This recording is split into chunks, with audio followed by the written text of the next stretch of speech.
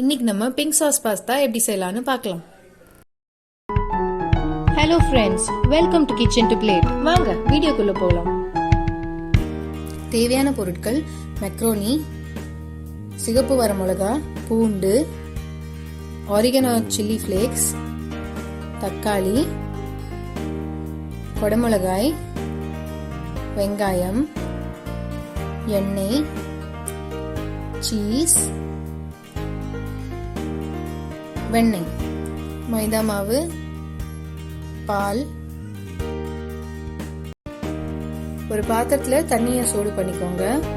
தக்காளியோட சாஃப்டான பக்கத்துல இந்த மாதிரி கிராஸ் போட்டுக்கோங்க. காம்பு இருக்கிற பக்கம் அந்த காம்பை எடுத்துட்டு தண்ணியில அதை போட்டுட்டு சூடு பண்ணிக்கோங்க. ரொம்ப நேரம் சூடு பண்ணணும்னு அவசியம் இல்லை. ஒரு 5 நிமிஷம் போல கொதிக்கிற தண்ணியில இது இருந்தா போதும். காம்பு எடுத்துட்டு இந்த மாதிரி கட் பண்ணி தண்ணியில போட்டு வேக வைக்கிறதுக்கு காரணம், உள்ளுக்குள்ள போய் அந்த இடமும் நல்லா வேகும். அதே நேரத்துல நம்ம தோலியை ஈஸியா எடுக்க முடியுங்கிறதுக்காக.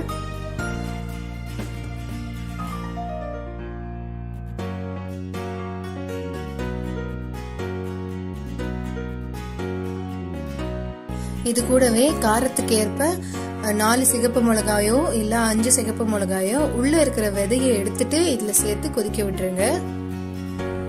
5 நிமிஷம் தக்காளி நல்லா கொதிச்ச உடனே கட் பண்ணி வச்ச இடம் கொஞ்சமா விரியும்.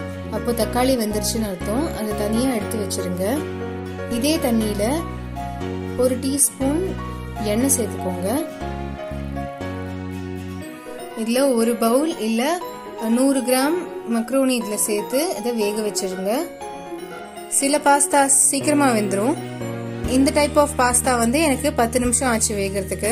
மக்ரோனி வெந்ததுக்கு அப்புறம் கொஞ்சம் பெருசாகும். இப்போ இது தண்ணியிலேருந்து இப்போ ஒரு கடாயில 1 டேபிள் ஸ்பூன் எண்ணெய், 1 டேபிள் ஸ்பூன் வெண்ணெய் சேர்த்துக்கோங்க. இப்போ 2 டேபிள் ஸ்பூன் மைதா மாவு சேர்த்து அதை நல்லா கட்டி தட்டாம மிக்ஸ் பண்ணிக்கோங்க.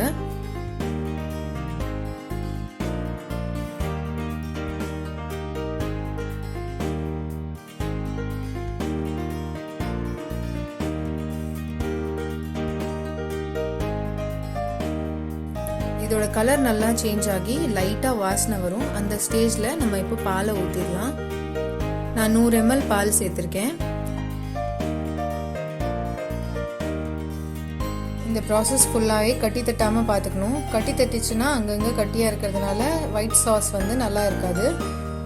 தேவைப்பட்டா அது கெட்டியாக கொஞ்சமா தண்ணி சேர்த்து நீட்டிக்கோங்க.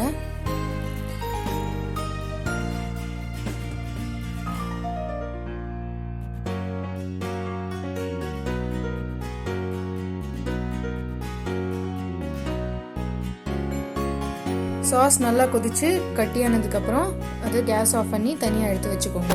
ஒரு கடாயில 2 டேபிள் ஸ்பூன் எண்ணெய் சேர்த்து சூடு பண்ணிக்கோங்க. 10 பல்லு பூண்டு சின்ன சின்னதா நறுக்கி இதுல சேர்த்து வதக்கிக்கோங்க. பூண்டும் தக்காளியும் தான் ரெட் சாஸ் பாஸ்தாவோட ஃபிளேவர்.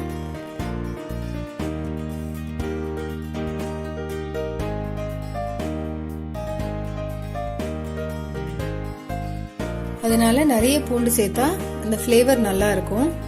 இப்போ இதுல ஒரு சின்ன வெங்காயத்தை சின்னதா நறுக்கி சேர்த்து வதக்கிக்கோங்க. வெங்காயம் ரொம்ப பிரவுன் ஆகணும்னு அவசியம் இல்லை.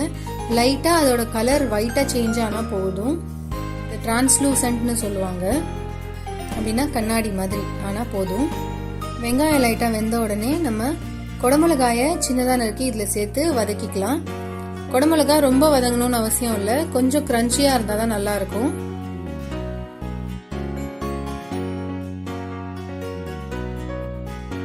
இது வேகறதுக்குள்ள நம்ம வேக வச்ச தக்காளியோட தோலை உரிச்சு அதை ஒரு மிக்ஸி ஜார்ல மிளகாவோட சேர்த்து அரைச்சிடலாம். தக்காளி உரிக்கும் போதே உள்ள இருக்கிற விதையையும் எடுத்துடலாம். அப்பதான் ரொம்ப புளி இருக்காது.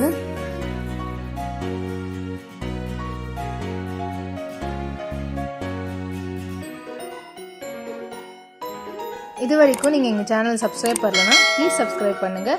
கூடவே அந்த பெல் ஐகானையும் தட்டி விட்டுருங்க.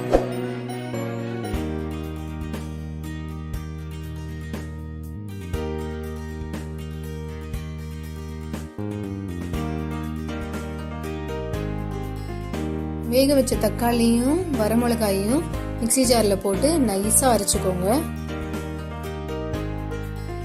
இப்போ தக்காளி வரமிளகா பேஸ்ட்டை நம்ம வேக வச்ச காய்கறியோட சேர்த்துக்கலாம். கொஞ்சமாக இந்த ஜாரை க்ளீன் பண்ணுறதுக்கு கொஞ்சம் தண்ணி ஊற்றி மிக்ஸ் பண்ணி இதில் சேர்த்துருக்கேன்.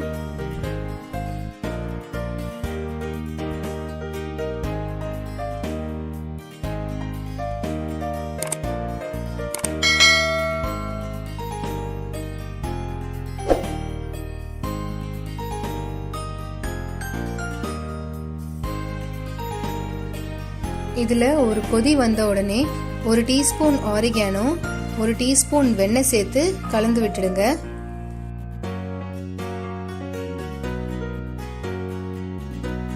இது நல்லா கொதிச்சு எண்ணெய் இதுலேருந்து பிரிஞ்சதுக்கு அப்புறமா 2 டேபிள் ஸ்பூன் அளவு டொமேட்டோ கெச்சப் இதில் சேர்த்துட்டு மிக்ஸ் பண்ணி விட்டுடுங்க.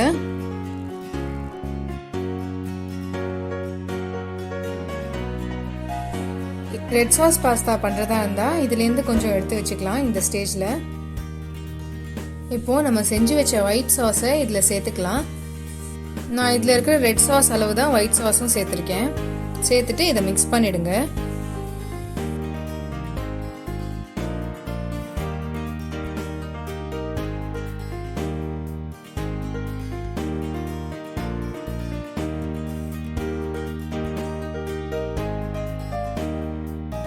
இப்போ நம்ம வேக வச்ச மக்ரோனியை இதில் சேர்த்து மிக்ஸ் பண்ணிக்கலாம். தேவையான அளவு உப்பு சேர்த்துக்கோங்க. நம்ம ஆல்ரெடி ஆட் பண்ண ஆர்கானோவில் கொஞ்சம் உப்பு இருக்கும், அதனால டேஸ்ட் பண்ணிவிட்டு உப்பு சேர்த்து கேஸ் ஆஃப் பண்ணிடுங்க.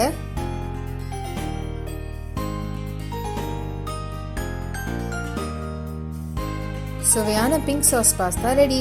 இந்த ரெசிபியை ட்ரை பண்ணி பார்த்துட்டு எப்படி வந்ததுன்னு எங்கள் கமெண்ட் செக்ஷனில் சொல்லுங்கள். பிடிச்சிருந்தா எங்கள் சேனலை சப்ஸ்கிரைப் பண்ணுங்கள். அப்படியே ஃப்ரெண்ட்ஸோடையும் ஷேர் பண்ணிடுங்க.